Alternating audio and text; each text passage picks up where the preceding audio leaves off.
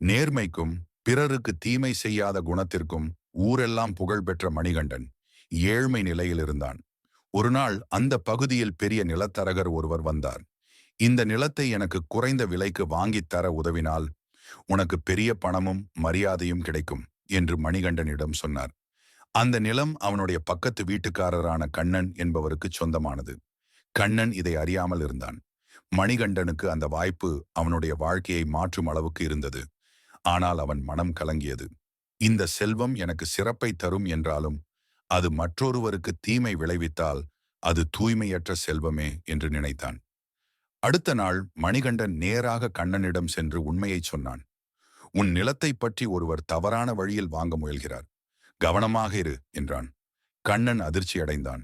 ஆனால் அவன் மனம் நெகிழ்ந்து, நீ உன் நலனை கூட விட்டுக் கொடுத்து எனக்கு நன்மை செய்தாய். இதுவே உண்மையான மனிதநேயம் என்று பாராட்டினான். காலம் சென்றது.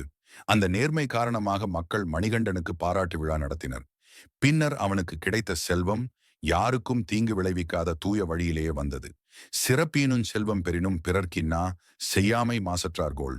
சிறப்பையும் செல்வத்தையும் தரும் வாய்ப்பு கிடைத்தாலும் பிறருக்கு தீமை செய்யாது இருப்பதே மாசற்றவர்களின் உயர்ந்த கொள்கையாகும்.